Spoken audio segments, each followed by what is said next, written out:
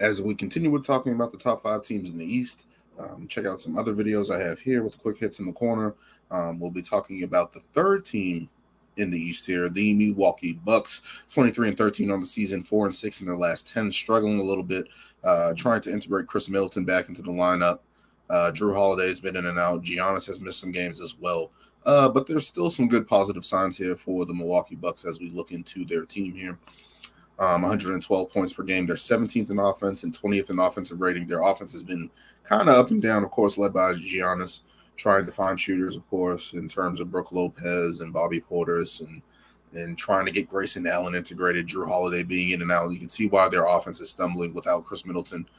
Some positive signs is Khris Middleton has come back, as well as Joe Ingles. Joe Ingles is another wrinkle that people haven't talked about. He's been out since, I think around the bubble when he was traded from Utah to Portland and then sat out in Portland and then eventually signed with the Milwaukee Bucks. But of course, the Milwaukee Bucks, one of the top defensive teams in the league, actually guarding the three a little bit better this year, actually choosing to take away the three a little bit. 6th in the league in points per game, opponents' points per game, and 2nd in defensive rating. So the defense is still there. They're calling card for the Milwaukee Bucks and powered by Giannis as we get into the stats. Giannis averaging 32.1 points per game, 11.8 rebounds, 5.2 assists, of course, in the MVP conversation. As always, people have seen these numbers. People are saying MVP fatigue. But when a guy consistently does this, you can't ignore that. These guys are great in the league. People are doing that with the Joker. People are doing that with LeBron over the past couple of years and stuff like that. Kevin Durant could be in that in conversation as well. But Giannis has just been doing this consistently, 30, 12, 5 every night. You can pen them in for that, doing that on the season. And people have gotten tired of it, but it's effective and it's working for Milwaukee Bucks. He's still a problem. He's still able to get to the basket. Defense hasn't always been there this year, but he's getting there to the basket, causing havoc. He's been turning over the ball a little bit, but Giannis is going to be Giannis. As we move on to Jrue Holiday, who's been in and out, nearly 19 points a game, nearly 8 assists a game, 5 rebounds a game. He's going to be Jrue Holiday. His offense has been kind of shaky in the playoffs the past couple of years, but his defense has always been there. So we'll see if his offense can continue to pick up, even with the absence of Khris Middleton and working him back in, see if he can stay consistent on that offensive end. But the MVP of this season, probably for the Milwaukee Bucks, and people aren't talking about it, is Brook Lopez, who's nearly 15 points a game, nearly 6 rebounds, and nearly 3 blocks a game, if you want to be honest. Playing great defensively, being able to stand out and block shots, protect the rim, and being able to be a rim protector next to Giannis has really been a defensive player of the year candidate for them. But able to knock down a three, able to score inside, being very able to evolve his game and be able to grow his game over the years and stuff like that. And like as he ages, fine. Age is fine like wine, right? Like he's just getting better as he gets older, picking up his shooting as well, especially struggles from last season with shooting the ball, but picking it back up and looking great for the Milwaukee Bucks. As I move into their bench, it's really Bobby Portis off the bench, nearly 14 points a game and 10 rebounds. That 3-man lineup, that 3-man front court of Giannis, Lopez, Portis has been awesome for the Milwaukee Bucks and has really been something they've leaned on a lot this year. To get that much production out of those guys right now until Khris Middleton comes back in the fold. Looking at this team, of course, you're sitting there trying to figure out what to do with Grayson Allen, of course.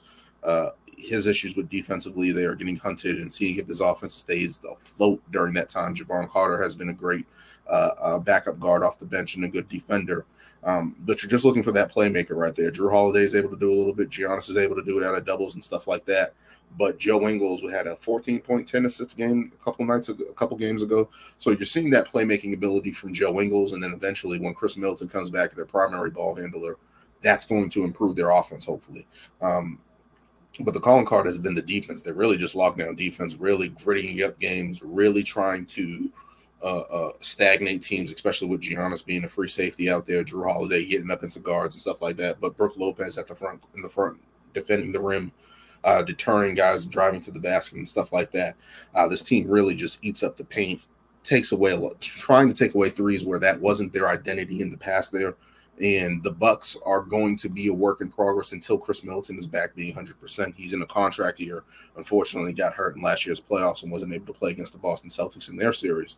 But as we look on to how he's going to come back and be implemented in terms of being able to create and being able to score as a mid-range, being another safety blanket for Giannis to get a bucket, to go get a basket, is going to be encouraging for the Bucks. And they've been doing this all without Khris Middleton for the most part of the season, playing high defense, trying to work in their offense and being 10 games above 500, even though they've been shaky over the last 10 games, as you can see there. They're really putting it together once these guys come back. And the addition of Joe Ingles, who can shoot the ball and facilitate, that's going to be encouraging for them. That's going to be another option for them late in games as well, as somebody they can rely on to probably spot up and knock down shots and being able to create off the dribble with Middleton, with a Holiday, with a Giannis, with a Lopez. Pick and roll, pick and pop situations are there for this team when those guys are there. So we'll see how that is executed as those guys work their way back in. Calling card for them is basically the rebounding and block shots and everything at the rim there. They're able to rebound at the best, and that's ending possessions on both sides of the court, getting extra possessions on the other side court of offensive rebounding. Blocking shots, they're 5th in the league, and opponents' field goal percentage is 2nd in the league. So they're taking away a lot of shots, and that's why, even though their offense hasn't been the best, they're able to stay afloat and really dominate teams with their defense and really create those opportunities for Giannis in transition.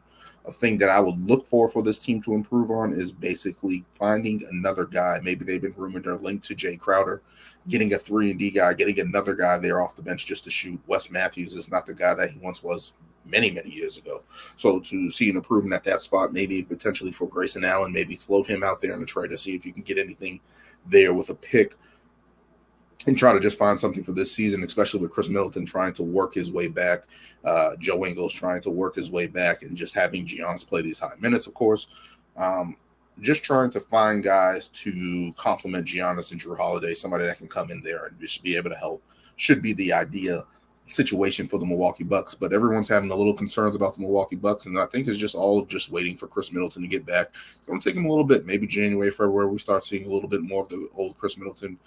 He's not going to be an all-star this year, so maybe that little all-star break can get him back in a rhythm and get him going for the second half of the season. I think that's going to be the thing the Bucks are looking for come the second half of the season. But in the trade deadline, try to figure out a way that you can upgrade that 2 spot with Grayson Allen and see if you can get somebody in there that can be productive with the Giannis, with the Jrue Holiday, and with this core guys that got you to the finals there, and see if you can improve. I think that's the only spot they really need to. I think this team in particular is really the only team that can match up well against the Celtics right now in the Eastern Conference. Of course, there's some other teams that are growing and building as we'll get into the other 2 teams left in the top 5. But right now, I think Milwaukee is probably the best team to go against the Celtics, especially if it's fully healthy with Khris Middleton. And now the addition of Joe Ingles there. We'll see how that plays out for the Milwaukee Bucks heading into the second quarter of the season, heading into All-Star break, and see if they can build any consistency on the offensive end as they try to shore up things.